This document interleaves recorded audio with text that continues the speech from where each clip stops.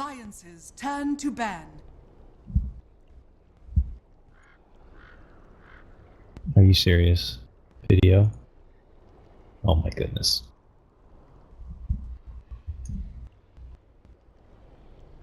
Ten seconds remaining. 5 seconds remaining. Oh my goodness. XSplit just froze up a bit on me here. Let's have some patience so I can change the screen. This was supposed to be a wonderfully smooth introduction here, but as you can see, we're currently stuck at live at Starladder. The XSplit will come to eventually. This happens at times. It will come back to life, I believe. I'm just going to hope to God that maybe the audio is still leaking through and that this will eventually come through. While we're on the line and everyone can kind of audio only this is Coddle Guy, but I'm not going to be going alone for game number 2 of OG versus Alliance. I got joining me remotely Scant, are you coming in loud and clear? Am I coming in loud and clear? Yeah, I can hear you. Can you hear me? So that's... Oh, nope, I don't Hello? think so. I have Skype muted. Sorry, Scant. Let's give it another go. Hello, how are you doing, my friend? Sorry about that. That's alright. I'm well. And you? You've been doing some casting already, right? This is, I think, your 4th game of the day? No. This is going to be just my 2nd game of the day. No. People are leading it like up. I'm that fatigued, but I'm actually not. I'm just juggling a lot of hats right now. We have everything smoothed over right now. I have my production cap on, my VOD hat on, my caster, and my cameraman all ready to go, Scant. But I do appreciate you joining me here for game number 2, OG vs Alliance. So before this, though, it was OD Pixel and Rhyme who were doing OG versus Na'Vi. I don't know if you caught that series at all, and for anyone out there who didn't, spoiler alert, it was an upset. Na'Vi actually managed to take down OG, so now OG are kind of on the bounce back right now, and maybe taking out some aggression on a team like Alliance, because game 1 was pretty swift and nice there, Scant. I don't know if you got to catch much of the game, did you? I caught most of the 1st and 2nd game, not much of the 3rd game, but I actually cast Navi's last qualifier match against HR, which is a couple days ago, to get into this tournament with Lama Down Under, and I can tell you that Navi showed some kind of the old Navi magic there, because they won a game against Mega Creeps to win that match, and it wasn't just like the enemy team HR just got Megas and then they won. It was like Navi fought against Megas for 10 minutes and won. So maybe we don't want to panic too much about OG's form, seeing that Navi beat them, and just say, look, well done, Navi. And I do see that OG did pretty well in the previous game against Alliance here. Alliance, on the other hand, I don't know. I don't know how you feel about Alliance. I actually thought going into the Frankfurt Major that they were like a real possibility for a dark horse. I thought their form had been improving throughout the season. It looked like something had actually clicked in the team, and then at the Major it just looked like whatever had clicked wasn't clicking anymore. And at what was it, DreamHack now after that? Same thing. Didn't look like, I don't know what's going on in the team, but definitely early on in the season I thought they were finally getting into their groove, and somewhere along the way they lost it. But Scant, how many times have we felt this way before with Alliance and Na'Vi? You know, it's starting to feel like a bit of a facade at this point, that they just kind of take their fan base and they're like, hey guys, we're coming back now. We're back now. We got it. We got a groove, and this is our patch, our meta, our time. We're back, baby. And then something goes wrong terribly. They get figured out, and they realize quickly they can't adjust as fast. I just feel like they take that little bit of extra time to kind of find their own bit of groove, and by the time they do and they feel like they're back in their prime, everyone else has already made the next couple of steps into what's moving on next. And I saw it as well. It was nice seeing Dendy pick up something like the Magnus, like he's been pulling out recently, and obviously we know Magnus is a hot commodity along with someone like an Ember, so it kind of fits the groove of what Na'Vi can make happen. But it just kind of throws me back to Starladder Season 10, when I thought at that point Na'Vi were back, and they had Dendy Magnus mid every game, and then eventually it got banned, and the Na'Vi dream just kind of died. So until I actually see it happen in their scan, it's going to make me a hard believer for either Alliance or Na'Vi. But who knows? Yeah. Maybe they can take down OG. We'll see. So for Alliance in particular, I feel like if you look at TR3 all the way back when Alliance was the big team, and this team is roughly the same as that team, 4 of the 5 players the same, they always won economically. They were kind of the team that like perfected the style of winning a Dota game economically, just by like having better ways to get resources and control the map. And I just don't feel like Dota's there right now. And while I feel like this Alliance team is clicking more than it was a couple months ago as a team, in terms of their drafts, they still, a lot of the time, feels like they're trying to win the game economically by just getting extra value out of farm, out of lanes. It goes a bit with the Radiant preference that a lot of the teams show. And honestly, I mean, this is something Nox and I have been chatting about a lot recently. It seems like Dire's actually doing better a lot of the time because teams like CDC showed at the International that you can shut down the Radiant jungle and then suddenly they don't have that advantage. And coming back to this draft, Alliance actually start with the Tusk and the Darkseer, which I like that from them because here I'm criticizing them saying this is a team that wants to win economically. The current meta, we don't know that much. I mean, I don't think any of the teams are completely settled on what the current meta is about, but they all tend to agree that it's a lot to do with winning fights.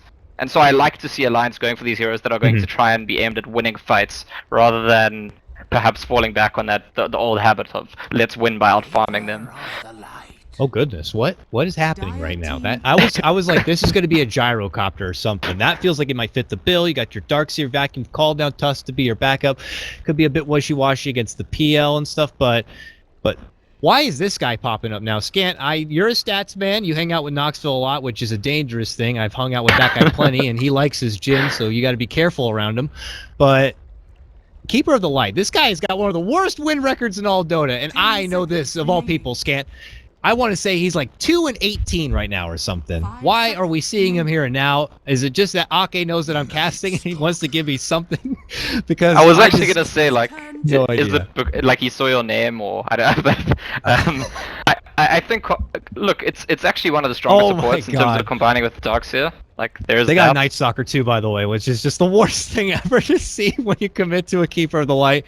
Then they get a Night Stalker and you're like, well, I just hate my life right now, but sorry. Go ahead, it's just... No, yeah, you're right, because Oh, Kottle's got the goodness. kind of buy ags with get value out of day, but Nightstalker just makes it night all game. It's horrendous, and obviously you know all about that. But I think Keeper of the Lights goes pretty well with Darkseer as a support which deals a lot of damage into that vacuum if you get the Illuminate vacuum really set up really nicely. It also actually fits into what I was talking about before about games being determined by important team fights. Blinding Light does a lot in those team fights, very, very useful. And it's pretty good against the Winter Wyvern as well, because obviously when Winter Wyvern freezes an ally so that they can't take physical damage, they're also stuck on the spot and can't get out of the way of this massive, you know, ball of light that blows up in their face. But, like, why do they have to commit to him there, Scant? Like, I thought that was going to be the gyrocopter, which they clearly still go for, but it's like, they decide, we'll just pull up the coddle now, because they'll obviously ban it labs or something. So, it's just so like, you it's- could I have mean, saved it, and then... There's a tricky thing here, right? So this is, I mean, it's something we often discuss in casts, like why pick a hero that they're not going to ban anyway early on? And I think that there's... Drafting is just such a complicated thing that it might be that what S4 is thinking is, I'm not completely sold that I'm going to pick Gyrocopter, so I want to hold that pick for a bit. And so you pick the hero that you're sure you want in your draft, as opposed to the one that you might go for something else. Basically what I'm saying is there's lots of different considerations going to the draft, and it's not just pick the one that they won't ban. Yeah, of there's more course. to it.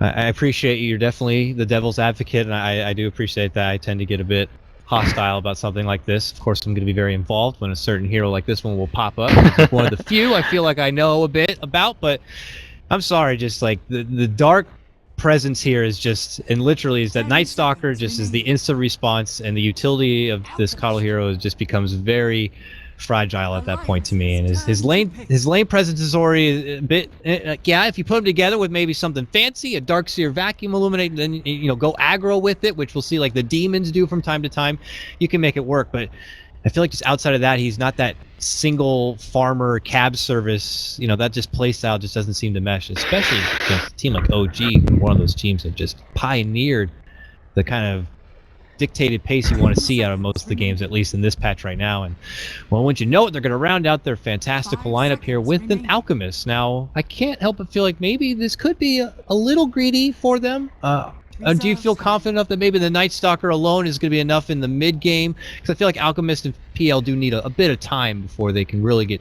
too hot and heavy, or I may be wrong.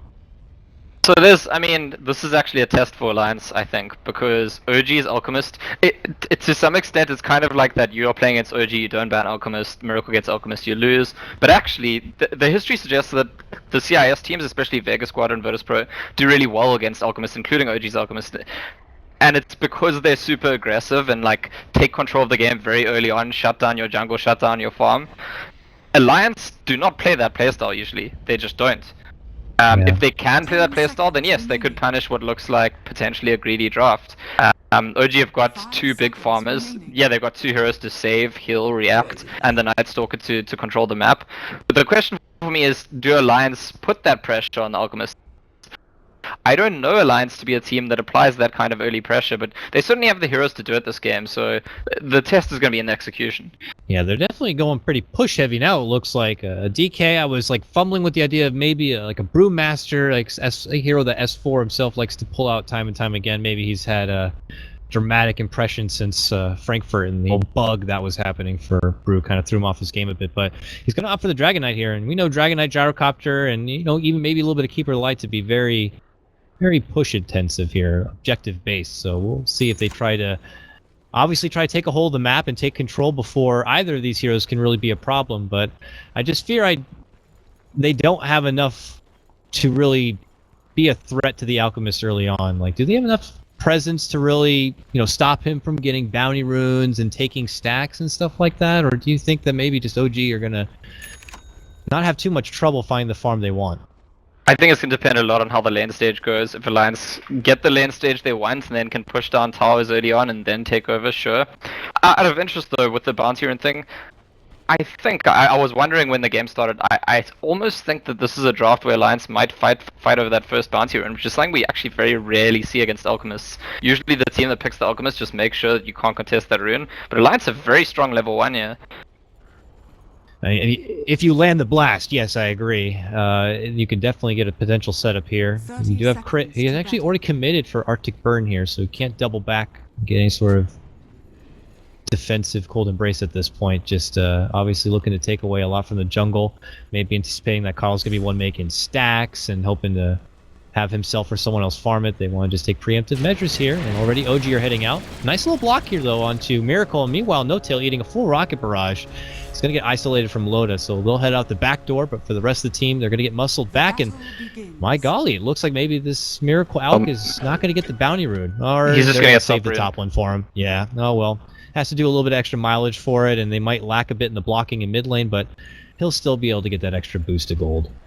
It's very intelligent of OG actually to recognize that Alliance was strong enough to muscle them off one rune, but it required Alliance to be all grouped up on one side, so they couldn't actually, prevent both sides. It delays the Alchemists ever so slightly, but it's a victory for them, I think. It's always a victory for the team with the Alchemist to get that bounty rune by whatever means necessary.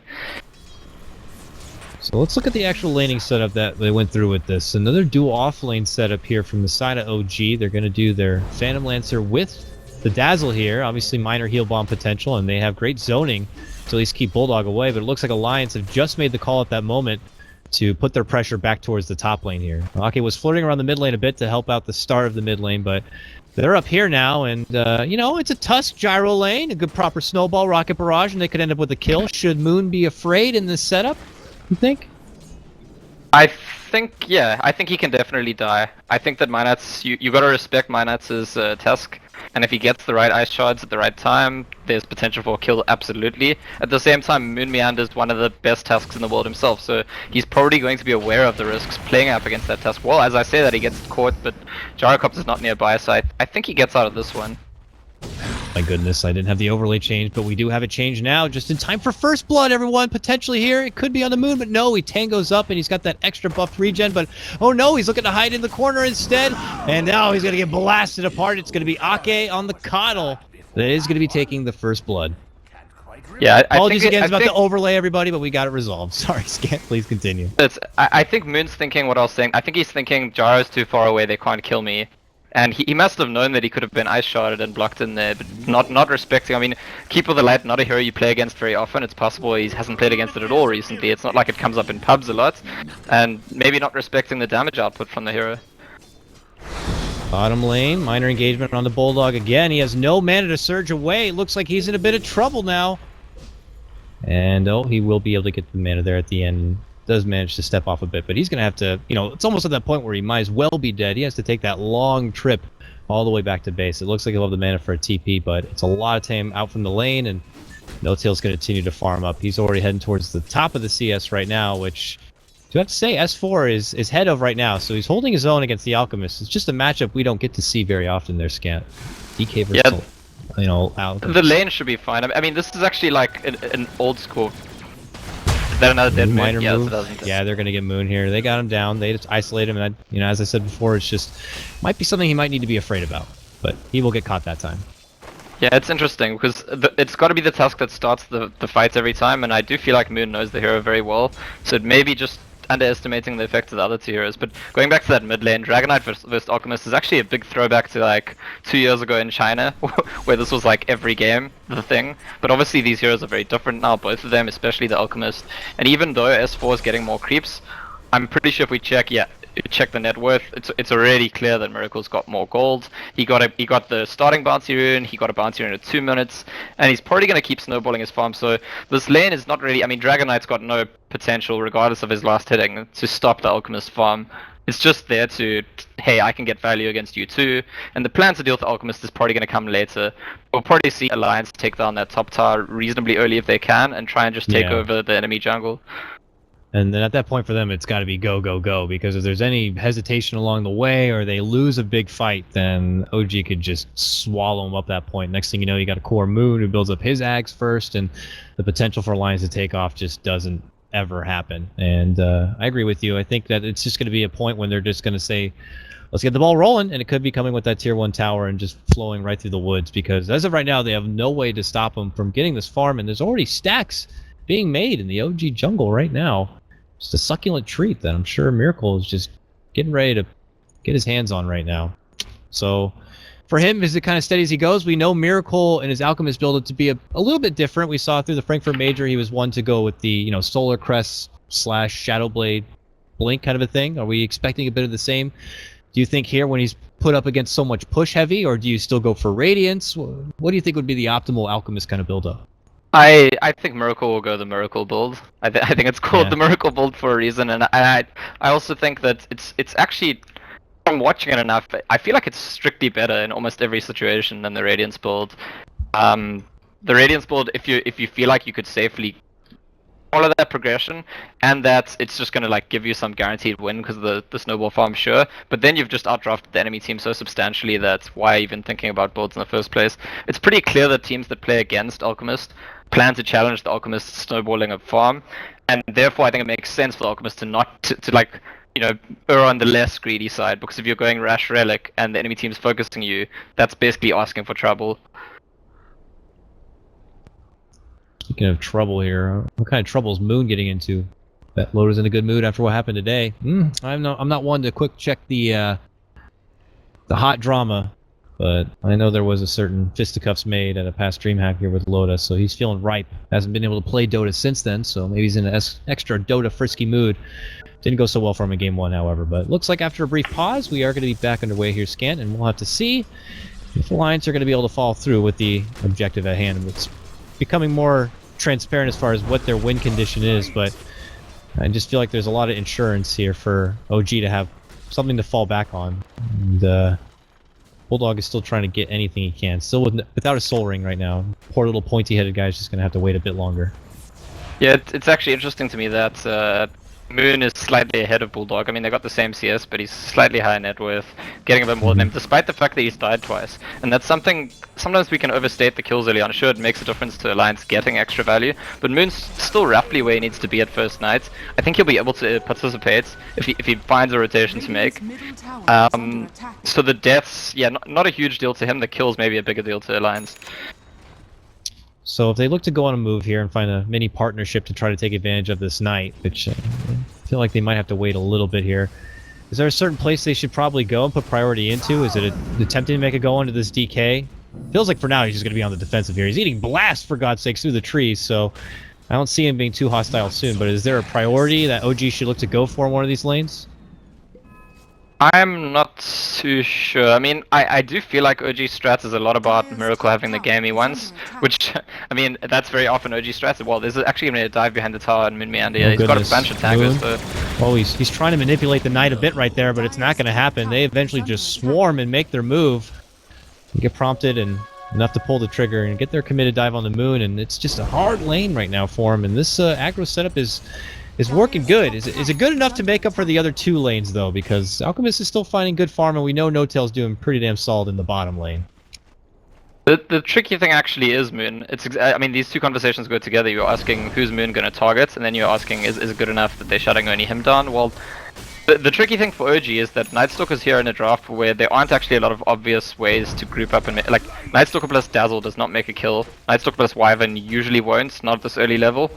So he kind of has to combine with the Phantom Lancer. But then it's a bit obvious, I feel. I feel like if Nightstalker goes missing from this lane, Alliance know what's happening. Well, he's actually just diving straight onto Loader. Yeah, there are simultaneous action here. Bottom, they're going to make a committed go onto Bulldog. It looks like they will be able to get the finish on that one. So back at top lane, are they able to grab Moon? They get the shard connection, a blast on through. They need a bit more, though. Can they get it? Oh, goodness. He's going to run to the trees. Oh, God. Oh, back and forth. Oh, nice sidestep from Nuts. Oh, he's making it back away. He is out. Oh, he's good. Oh, the blast. Wow, he sidestepped that one somehow, and he will live on. What a hot mess happening there. The keeper is actually going to be going down to the Dire. And Moon. How the hell did he get away? My goodness. I think Ake is going to regret his decision there because, I mean, he definitely didn't need to die. It's one of the situations where you feel like you should have killed the Nightstalker and, you know, damn it, I'm just going to do whatever I can, and then you end up killing yourself to the tower. Well, Moon is very pretty fortunate good there at for these. Moon. Yeah, He's good at those clutch situations. Works out to his better after being spanked a bit earlier. Won't be able to get one back for himself, but bottom lane, OG just continue to be a bit of a nuisance here. They're getting free push onto this tier 1, and Bulldog was going to head there, but opts to go mid lane instead. It looks like Alliance are up to something fishy, and they don't even have Loda's level 6 for this. They're just like, he's doing stacks, let's get in there and stop him. Which he is. Yeah. They have the vision. Can they stop him from doing it? They could get the kill. Yeah, they There's get the the kill snowball. They got him. And they're going to go for the stack. Oh, this is beautiful, Scant. Yeah, and this is another part of why maybe you pick Keeper of the Lights in conjunction with Gyrocopter, Darkseer. Alliance are really kitted up to steal stacks whenever they get into this position, so the difficult part is actually just killing the Alchemist, pushing him out. Once they do that, it's very easy to shut down the farm. Now they do get the bottom tier 1 tower here, but they are still on the prowl. They sweep up their whole army and just swarm on in. It's a poor little crit. Free Fire comes out from S4, and they're going to get the finish on that one. Alliance pull ahead to 5-2. On the back end of this Dragon form, they're going to take down the tier 1 mid lane. Nicely done from Alliance. A couple of good grabs, and I was talking a bit before, Scan, about, you know, the trigger point when Alliance are like, it's time to go. And it's starting to feel like the time is now, if not very soon. Yeah, and I think it speaks quite highly of Alliance that they're able to just casually go into, smoke into the enemy jungle, kill the Alchemist and steal his stacks. Because if you look at the supports on OG, it's a Dazzle and a Winter Wyvern. The majority of their job for the early game is to keep Alchemist from dying. So when you pick such a defensive support duo, and the hero their pick 2 support goes down, that's very, very important, I think. Because it's not like they're creating value somewhere else in the map while that happens. Mid lane, a hasted S4.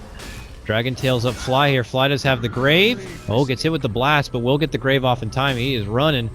But the poor little Rastafarian man has nowhere to go. And man, he just lights him up right in the ass. Beautiful job there from S4, and he gets the easy pick with the convenient S4 rune. How wonderful. So Alliance are showing us their own brand of aggression, yeah. It's going pretty well in terms of kills, in terms of stealing the stacks. They're gonna go deep again on Moon Meander, but I don't. He's got ult C. There's no way they actually force the kill here, I think. Dire's top tower. Also, like, fool me once, shame on you. I'm not gonna go into those woods where you are. But he'll peace out, and that means the tier 1 is gonna be free for Alliance to take up instead. Very, very important tower to grab. This is, I mean, Alliance already made their way into the OG jungle and planted those very aggressive wards so they can get the vision on those stacks, but now they can have the extra presence of mind that they can definitely control the top half of this map, removing that tier 1 and an ability for OG to kind of, you know, engage if necessary. But now Alliance at this mid lane here, OG are going to be forced to pull back. It's obvious OG are just not looking for any fights right now. They know that their prime comes later on, and they're just going to take what farm they can in the meantime. I gotta say, Miracle's really not that far behind. I mean, well, he's not behind at all. He's the richest, but he's not that behind on his planned timetable. And it's just the beauty of Alchemist in the hands of someone who knows what they're doing. Alliance managed to pressure him. They managed to kill him. They managed to steal some of his stacks, and he's still right up there at the top, progressing at a pretty decent rate. So mid lane, that's going to be Carnage crit caught out, and I think he probably doesn't survive with the Grave. I don't think that's enough. Oh, he's splitting them away. Oh, he does end up going down. On the other side, look at S4 making a move on the fly here, and it looks like they will get the finish. A double kill for the Dragon Knight. And OG just kind of have to take it and walk back and away. Alliance still showing that this is their time right now. And they're happy to take a fight, and they're going to continue to push forward and follow up with objectives here, get wards down, and maintain control. It's holding on to this as long as possible, not letting OG get an inch, because they're a team that shows that you give them an inch, they will take a mile. Bulldog is going to need to farm up so he can get that vacuum wall combo as, like, you know, a good backup plan for Alliance when they need a team fight. Well, is S4 actually... maybe? No, probably not. I see Miracle charging forward, actually hit the stun on him, but and No-Tail headed to the mid lane, but nothing's going to come of it. And I'm actually wondering what's the timing for OG to proactively take a fight? Because so far it's looked like whenever fighting breaks out, Alliance is the cause, OG's trying to run away, and it's just do they escape or not. I don't know. OG is a team that is remarkable at how well they stick to the plan once they've got a plan. Once they've like decided, okay guys, we're doing this thing, they do it excellently. And usually the teams that beat them are the teams that kind of like throw them off a bit, put them out of their comfort zone. Yeah. Alliance, I think, have somewhat succeeded so far, but I don't know. I don't think we've seen OG taking their proactive steps just yet. And maybe this mid attempt is the first one. And a lot of that is credit to Fly. And from what I hear from the players, he really does a solid job keeping them in line and keeping them to that game plan you were just praising about. Look at this, they catch someone on the back lines here. It's No-Tail. Uh-oh, the wrong side of the fence, and he's going to be going down. Uppercut blast on through. Ake's going to snag up that one for himself. And OG are not going to be able to follow it up. He just didn't expect to run into a whole team. I mean, he was actually trying to flank, expecting like maybe 1 or 2 heroes to come defend the tower. And it turns out he finds 4 of them. Radiant's bottom tower is under attack. Alliance just happy to keep it all together at this point. Someone's going to go for a mech on their team, and it looks like Bulldog is obviously going to be the one to do so. And, well, as I check him out right now, he is in a bit of trouble here. Luckily, S4, his partner in crime, is going to show up, get the Dragon Tail off, and Moon is now going to be the one on the run. It is a vacuum, but it's only level 1. They don't want to overcommit for anything, and it is Nightfall after all. Moon's going to be able to make it away hastily. Does force out this dragon form, however, and he's going to just have to use it to farm instead. But do you imagine that Alliance are even going to turn it up further? Let's take it to 11, let's say, Scant, once they get this mech together, and Bulldog just maybe an extra level or so? Yeah, I think so. I mean, Alliance actually quite commendably are playing a very fast game right now. It's the main thing that other pros talked about when they refer to CDEC, that they just play very quickly in the early game and people don't have time to react, and I think Alliance are doing that. Every time we look at something happening, like we see, oh, Moon caught someone, but no, S4's already there. They're trying to pressure mid-tower, No-Tail tries to go around, they're already there. Alliance are actually not wasting much time, they're not sitting on their hands, like taking too long to go heal or get that TP or go to that place. Their movements are pretty crisp here, so I think it's actually looking quite promising for them right now, and I fully expect them to take down some more towers pretty soon. And okay, already building towards that Ags, but bottom in the woods here, Bulldog gonna get caught out, silenced up. Moon's gonna smack him a few times and then step back and away, knows that it's dangerous territory ahead. And they do have this very deep ward and can see the shift over even from S4 and company. So playing the map and playing his hero to the limit as it is his Night Stalker, but overall can't go too aggressive at this point. They might think about making a go onto Nuts. No, they're gonna allow him to dance around this mid lane a bit. And it's just OG just continuing to farm up on the side while they can, before Alliance do decide to come together. You see what Ake bought this gem? It's the final piece of the puzzle for Alliance. Like, if they keep going at the pace they're going with this gem, they are going to be able to probably choke out OG out of the game. But on the other hand, having bought the gem, if they lose a big fight, it's that much more of a loss. Oh yeah. So next couple of minutes, very, very decisive, I think. Do Alliance keep pressuring OG and just like constantly reducing the space they have to farm? Radiant's top tower Or is if they under lose a attack. fight at some point, suddenly Miracle just gets unleashed and gets been. He's got a Shadow Blade. So Yeah. that's, I mean, Gem is just the item to buy right now, and being positioned in the right place, you can really neutralize half of the Alchemist farm at this point. Well, all the ducks starting to come in a row here for Alliance here. And as you said, it's a very fragile plan. Bottom lane, that debut of the Shadow Blade could be happening here on the Loda, and it looked like it could be a successful one. Moon already rotates in. Bulldog shows up, helps with the mech. Under attack. He is on the run here. Can he make it back and away? Oh, he's going to get bopped. He stops the moment to drop the call down, and I don't think he had much of a chance anyways. He gets dropped, and Alliance are smoked up and heading over here. This is going to be without Loda. I don't know if they can take this fight, but they're certainly going to give it a go. And they might have caught out Miracle. Yeah, back out on his own. Stun, roll through, and they didn't anticipate Alliance being right on the other side of that wall, and they just jump on over and make it a trade. Yeah, and S4 got his own Shadow Blade, so that's a very powerful initiation tool. I just wonder if Loda's going to feel comfortable split pushing a lane on his own after what just happened, though. Whenever Alchemist's off the map, he's going to feel very nervous. I mean, there's Night Stalker on top of that. So it might be a further signal for Alliance to just start creeping up as of now. They got to be careful bottom lane here. Help with the surge, and they'll step back and away. It comes at a cost of the supports taking down that mid tier 1 tower, but now No-Tail looking to go for an illusion. Oh, he stunned the illusion! And that means that he was able to kind of follow up that. Oh, they get a snowball though and an uppercut. And in the end, it looks like Alliance will have the last laugh, and they could possibly get more. Look at this, Moon's walking in. He'll eat an urn. They get a Dragon Tail onto him. And a blast flies through at the end, but it is going to be S4 who claims that life, and quickly Alliance have just strung together 2 kills, and they're going to continue their pressure here on the bottom lane. And I don't think Miracle Shadow Blade is going to do anything against all 5 heroes and a gem. Where is the gem now? What? It's on the courier. I guess Arcade didn't feel comfortable running into the fight with it, so it's coming back out to them now, but they actually don't have it on them right now. Maybe the fight when they didn't have Loda, they're like, just in case this doesn't go well, I'll throw it down on the side. But yeah, it's coming on the way right now. They're going to be able to clear out the tier 1. I'm sure Ake would love to kind of hang around and scout any aggro potential wards from OG. Won't find anything down here, but hey, another step in the right direction for Alliance as they clear out the final tier 1 tower, and the farming pattern here for OG just becomes a little bit thinner. But it does look like No-Tail is going to be leading in with the early Blade of Alacrity. Are we anticipating straight to the fighting diffusal build up on his PL, given the time that he has to work with, or is he going to build like Yasha and still just continue to go down that farming road? He does Yasha, but I think there's just maybe too much pressure on them right now, unless they take a good fight sometime soon. I think he probably needs to go straight into that diffusal blade. Bottom lane, S4 going to get a quick solo pick onto Fly, who's just side pressuring a lane a bit on his Dazzle, but going to be taken advantage of, and will go down there. Just another notch in the belt for Alliance at this point, while they continue to farm up. Hey, Miracle, though, does have a Sage waiting in his stash, so the items keep rolling in for the rich. And he still holds the top of the net worth here, but there is a bit of a gap starting to build up between him and his buddy No-Tail.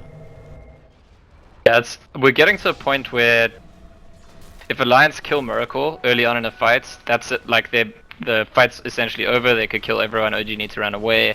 If they can't, if they try go on Miracle and the Wyvern and the Dazzle just keep him alive, things could turn out really badly for Alliance. But so far so good. And Moonme under the top lane, I think is going to go down next.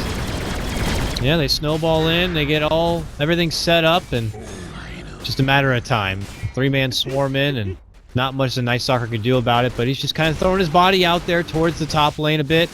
All for space, I suppose, as you know, Miracle's going to be farming up the Ancients, and No-Tail's going to continue his jungle route, and well, he does have a Yasha right now, so they're just going to continue to truck on with the farm a bit. Doesn't really help with his durability, but he'll have that little bit of extra move speed, attack speed, and damage to kind of continue to build up the farm here. So I just can't help but feel like Scan, as long as Alliance just continue going through that list, they're going to be a big problem here. Yeah, it confirms something I was suspecting actually that Yasha pick up. It's OG are actually playing the economic game here. It's something I was criticizing Alliance for, being like too stuck on the economic game and maybe struggling with that in general in the last year or two. That's what OG are doing, and it's not just the Alchemist, it's the way they keep splitting up on the map. A lot of the time we see Alliance catch someone on OG, and it doesn't even look like OG is that phased. It's like, okay, well there's other people doing other things in other places, and fine, you picked one off. And I don't know, I'm not completely sure. I mean, OG definitely is a team that's good at striking the balance of being able to win fights and playing in the economic game, but I do feel like right now they're quite committed to keeping Miracle alive in a fight, and I don't know if they can. They're about to surround him right now. It looked like they spotted Miracle farming, but they're looking to engage near the Roche pit here. Miracle's going to be caught on the other side of the fight from the high ground. He's going to commit a concoction stun. Oh, and the curse follow-up. S4 is in huge trouble. He'll go down. Blinding light. Okay, trying to send again to the high ground, but this time it won't work on the PL. He'll just easily doppelganger down. And Alliance now on the run here, just from one Miracle, who is just looking to steam run him. And can he get a hold of the Bulldog? He certainly can with the stun, and will begin to just chunk him down a bit. A little bit of shards will separate, but it will not save him in the end. Alliance will lose 2. Felt a bit awkward there at the start scan. It looked like they saw Miracle farming up on the high ground and just couldn't help themselves to kind of engage near the Roche pit and see what was going on there. Maybe they didn't see him. I don't know if they saw him or not, but they didn't have vision up, as far as I could tell. And OG did have vision up, so despite having the gem, they could see less. There was also a Night Stalker in the game, and even though he doesn't have the Aghanim Scepter, that's significant in terms of what vision each team has. So I think Alliance really getting caught out there. They're gonna lose the rush now for it as well. And this is exactly that turning point in the game that OG are looking for. Yep, and that possible one fight that Alliance don't get their way, things could just start to house of cards on them and just begin to tumble down and down. I say if they lose one more significant fight, I mean, OG could just kind of take control at that point. But hey, they have preemptive measures. Alliance have a big old boy stack right here for a lot, certain loader to farm up to play a bit of catch up here on his fancy little gyrocopter. And S4 is nearly 2k gold and trying to finish out his BKB, but they need to hustle because OG will continue to kind of take over. You notice they gave the Aegis to No-Tail, not to Miracle, and I don't think that's because No-Tail is more important to them. It's more because I think that their strats is already premised on the fact that if they go into a fight, Miracle's not going to die. He's super farmed, they've got heroes to keep him alive, and I think they figured that if he's going to die, like, things are already pretty dire, so let's just give the Aegis to No-Tail. He's the one who needs to catch up and farm. And I feel like it's going to be also one of those Aegises that they're not looking to use offensively too much. It just helps them stall out the game a bit more, and they know that with this Aegis, and if a fight is to break out that they'll be in attendance for, they actually will have a bit of an advantage here. And so Alliance are more crippled to continue farming up all they can. Another stack in order here for Loda to try to finish out his SNY. He's simply missing that frickin' little bandit elf skin. Have it all together and ready to go.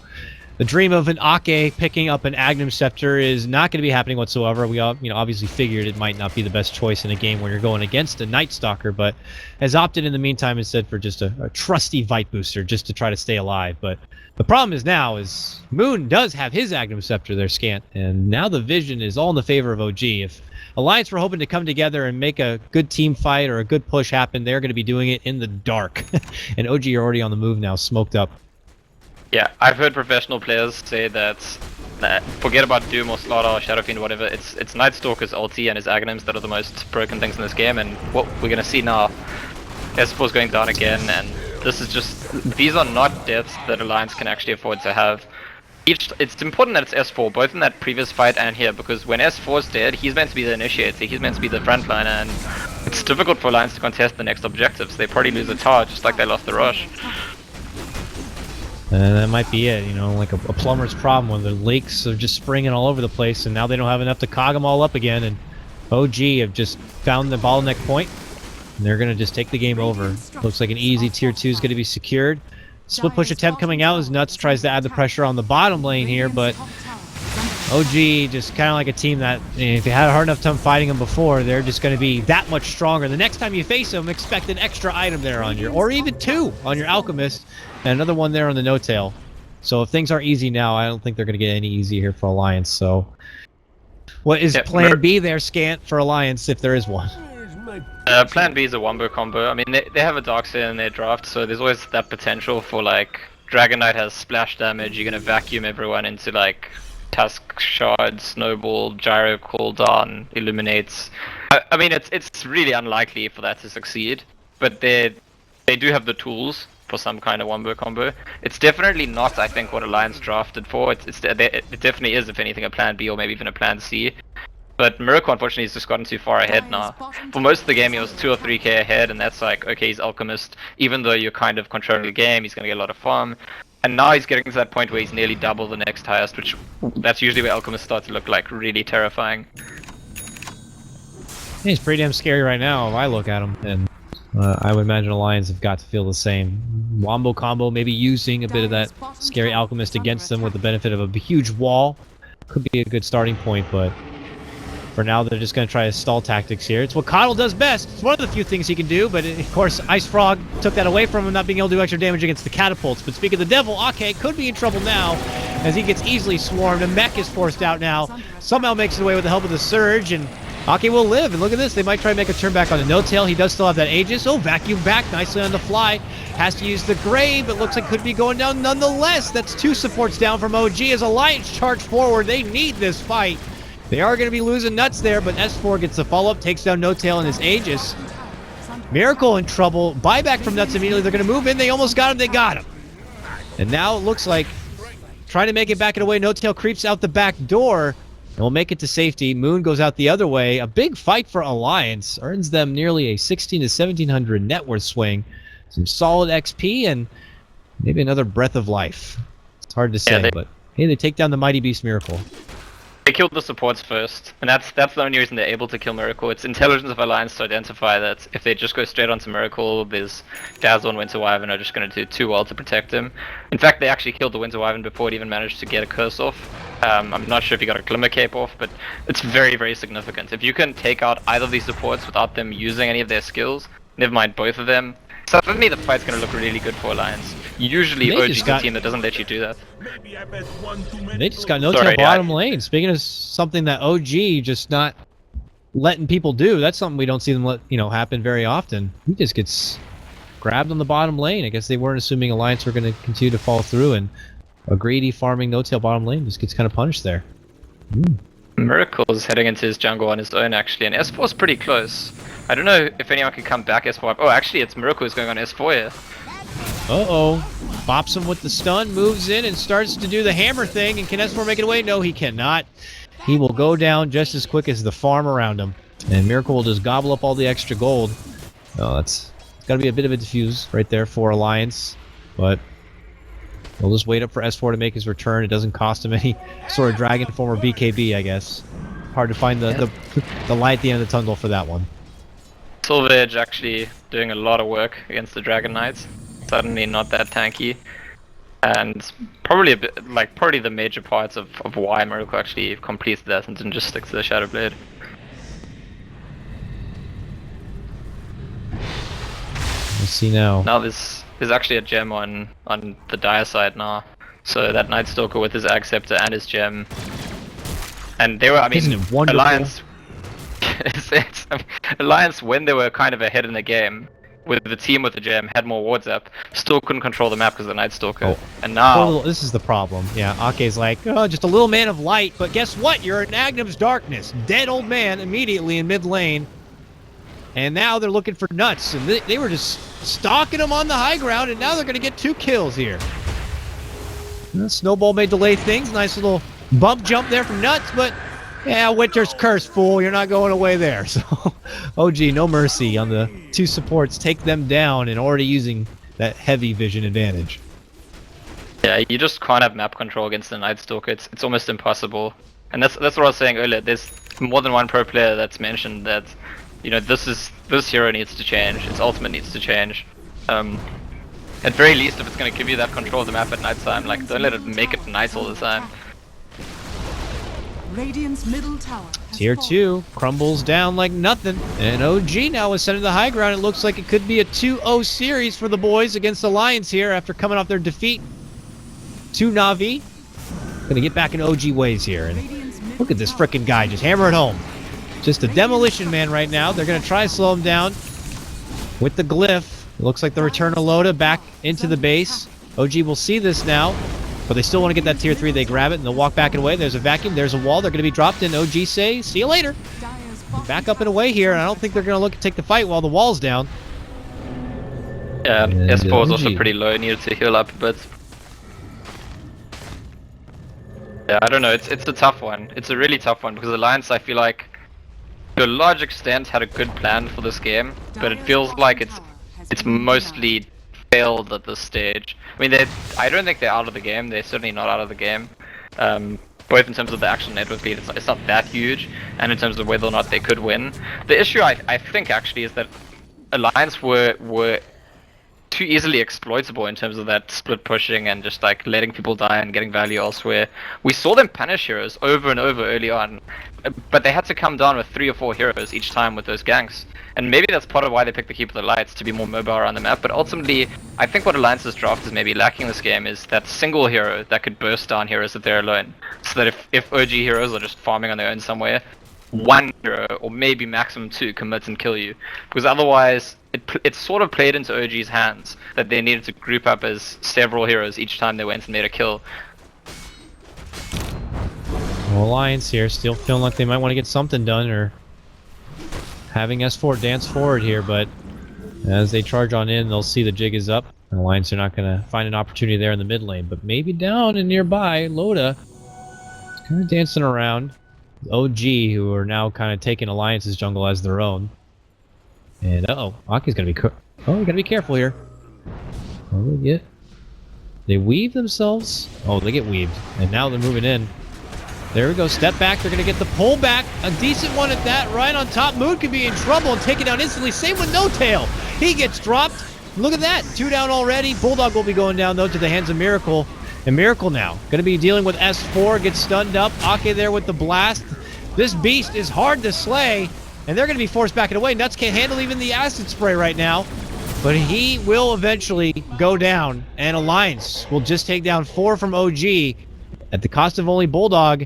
And now they move into Roche. And they're going to go for this one quick. I'm going to call that a bait. It's quite subtle, but I feel like some of the Alliance heroes, they were moving backwards and forwards in a way that looked like they were pretending to be scared. That's what I feel like. And they managed to bait OG into a position where the Wombo combo can actually happen. They can get the initiation, they can burst down a bunch of heroes really early on in the fights, and that's how they win the fights. So I think it's very impressive by Alliance actually to engineer that situation, and they will get a rush for it, so that does turn the dynamic of the game quite substantially, because they now might be able to look to moving down a lane somewhere. Got to move through a couple of tier 2s, at least in mid and top lane. But I am very curious as well. And based on the composition of their team, you'd think that they would want to put this Aegis to use right away and try to push objectives before the game goes too long. But it's in a bit of a interesting time of the game. They're not as far ahead as they were probably hoping for with this draft, but at least there's still life. But they hold up that big fight. And all the supports even come together here. Ake looks like he's going to get a rod of Atos there. Can't obviously go for the Axe. He's going to have the long range slow and lots of extra life for himself. Especially if he needs to probably be that gem holder, which it looks like, I don't know, he's passing over for now. Looks like he'll grab it up. But what about Loda here, Scant? He's got over 4k gold here. What's the item here for this gyrocopter at this point? Where you're probably going to have to look to engage sooner than later. If possible. He'll probably just go for the standard MKB. Yeah, he just picked up the Demon Edge. I mean, I guess you could consider the Rapier, but I don't think we're in Rapier territory here. Then again, recently it feels like Rapier territory, just like whenever the hell the player wants a Rapier, so I won't count it out. They're going right to mid lane now. S4 pops his dragon form. OG knows something's fishy. They're not going out there right away. Everyone's still split apart, farming through the map. Alliance are just going to slow siege their way through this tier 2 now. OG not going to look to take a fight when absolutely necessary. Midman has actually picked up a vitality boost of his own. I doubt he'd go for an Atos, so it could be for building up for a slow heart, or could actually be building up into an Octarine core, something I've seen on Night Stalkers before, to like really just permanently have Knights on. That is just so vicious, especially with a coddle in the game. It's just the worst thing ever, but you're right, I don't know. we've seen Moon plenty of times decide that he likes to go down the road of picking up those pub builds. He likes to say, and figures that might fit the bill for this one if he already has the essentials that you need on your Night Stalker. So I'm curious to see what it will go for as well. Could just be a trusty Crimson Guard or something if they feel they need the extra utility. But here we'll see Alliance pull back for now after they siege to a tier 2. Still a tier 2 standing at the top lane for them if they do want to go for it. But OG will just continue to take the time when necessary. And look at this item grab. No tail, picking up the Blink Dagger on his PL. So a bit more of a safety rope, I suppose. Yeah, it's his standard build, I think, and it's very, very good with the PL. One of the interactions that's nice is Doppelganger, like sort of giving you that delay so you can not take damage and blink out if you want to.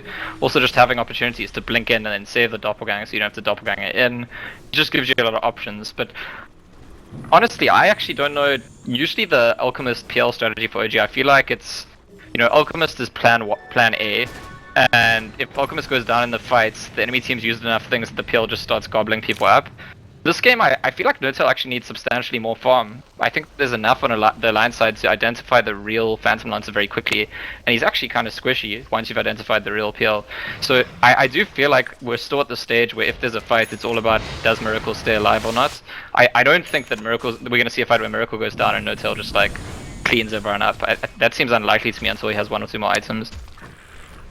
Yeah, I agree with you, especially with the big amount of bursts Alliance can throw together. It would be pretty snappy, and that's almost what happened in that lower Alliance Woods fight where No-Tail came out from the back end of getting hit damn hard from that combo, and it was pretty quick to catch him as far as where the real PL was. Top lane, they'll clear out a tier 2, which will also secure in hand Loda and his MKB, and look at this, Alliance beginning to ascend into high ground now.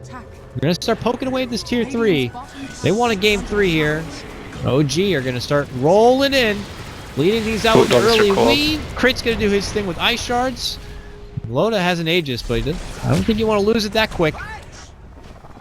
Pull back. Here comes Miracle. Was he going to stun himself? Oh, he got nuts right at the last moment, and oh my goodness, he goes down in quick 4 slashes, and S4 could be next.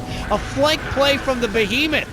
As he steps in, they're going to get the catch on S4 with that Winter's Curse. Miracle will be able to clean him up. Now he looks to go for Loda. That's going to be his first life. On the back-end side, No-Tail and Moon both looking to clear out the supports here. Ake's forced forward, but right into the arms of Miracle where he's going to be going down. And now Loda hopes for just fly at least, but there's a shallow grave, and he quickly realizes he's not going to get anyone.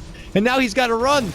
The Beast is walking in. He's not in his ulti form, but he still hits like a truck. And there he goes to work now. Boom! Bops him down. Triple kill for Miracle, making a full 5-man wipe as Moon clears out the last one, and OG have just taken over. Yeah, the thing I'd like to point out there, and it's something that has been discussed before, is that something that's significant about all these, fresh young talents, new stars, people like Miracle taking over the scene, is that they just have no limits in confidence. And there's a risk involved there. He flanks the enemy team on his own, and they have a gem. If they see him coming and disable him, he can get burst down. The fight's over. His team lost the fight, but he takes the risk, and it absolutely pays off because the initiation actually caught Alliance unready. They weren't ready for it. They were confused about what was going on, and before they knew it, 2 of their heroes were dead, and they just couldn't react. And that's the unfortunate thing. They didn't have the vision up at that point, ready to go. No even standard high ground ward. They didn't know the entry was going to be there. And Miracle just creeps on in, and Alliance. It's a common phrase, but caught with their pants down. Alliance were certainly mooning something. They were done for, and with that, OG easily clean out mid lane here, and this is where you get a bit nervous for Alliance. Their lineup as it stood was already in the potential of fizzling out before they were able to at least take a fight in a Roche, but now that that's all been taken away and they get 5-man wiped, OG are really going to propel themselves that much further ahead, and now they got to start praying for what I see teams like Vici get stuck into at times, where they hope for the godly ice like Darkseer vacuum wall combo or something, because I don't know, it's going to be very tough otherwise. I mean, we saw something like that once already this game, so it's possible. And I even felt like at that stage Alliance manufactured the position with like some kind of very subtle baiting. Maybe I'm giving them too much credit, but I think that they know that that's a way they can win a fight. But they'll be unhappy because they felt like they had some kind of lead or some kind of initiative, and they've definitely lost that now. He actually has that Octarine core. What a dirty Night Stalker player. He's like, forever Nightfall now. we'll shift him back. If we look at the vision right now of Alliance, it's scary. And imagine being stuck in this, like, what is it? I don't know it mathematically, but it's like 80% of the game. You're gonna be stuck in the dark, if that. Oh, much more than that. It's 10-second downtime at a time now. So there's natural night, and then there's 10-second downtime in this LT, which is... So it's hardly ever gonna be day again. If imagine AK had gone for that Aghanim Scepter, would have been like a complete waste of gold. Very unfortunate now for them, as OG just got that noose now tied up around the neck of Alliance, and they're going to just try to cinch it up as much as possible. Alliance scared right now. Scared children. Afraid to go out. They'll have to definitely employ the buddy-buddy system, but the farm is just not going to be coming at this point. And I don't know. Maybe they take a page out of the Miracle Book and pull out some rambunctious flank play and hope for a huge combo. We'll have to see. For now, just kind of relieving the pressure. The downside of the Octarine build is that it doesn't really improve Nightstalker, the hero itself. So he's just playing the role of reconnaissance and, you know, relying on the fact that his teammates can win the fights in terms of damage outputs, etc. And I still think PL is like maybe a bit behind in terms of like doing the PL thing. But I do still think it's about the Alchemist, and we're gonna see an initiation here. There it is. They are gonna go for the crazy flank. They look to move in, but immediately Loda gets cursed up, pops his BKB, and is just bloodthirsty for something. Get that dazzle! We can't get him. He's got a shallow grave. They're going to pull back away, and already Ake in a bit of trouble as he gets swarmed from Big Daddy. 2 for 2 each way. Loda forced to retreat with Bulldog, and they both are going to get caught up now, and they both go down. Bulldog, please don't do this. Yeah, he's done for. Triple kill for No Tail. Double kill for Miracle. OG take another 5-man wipe, and it looks like they will be taking the series in a moment. 2-0. Buyback ready, I suppose, for Loda and S4 there, Scant, but I think that is the nail in the coffin. Yeah, I'd agree. Again, Miracle showed... I mean, OG have very clearly understood that they can't lose a fight unless Miracle dies. And previously they took a risk at the top lane when he just surprised them from behind. This time he waited. As the fight broke out, he like pulled out a bit and went in once Alliance committed a lot of spells, and what could they do to him? And well, he's just gonna go finish them off again now. Oh, ow, ow, no, not him too. Oh, that is a hurt locker right there. OG take the game. And that means they'll take the series 2-0. It was a back-to-back series for OG. They dropped the first one against Na'Vi, but they'll reclaim some extra points now, taking a 2-0 against Alliance here. And, well, what do we take away from this, Scant, right now? Alliance tried to be a bit innovative here, but it didn't work out for them, unfortunately. But I mean, is there anything else? I really like that Alliance didn't just go for their like fallback, try win the game economically approach. Unfortunately, it cost them in the end. But I mean, I think that it shows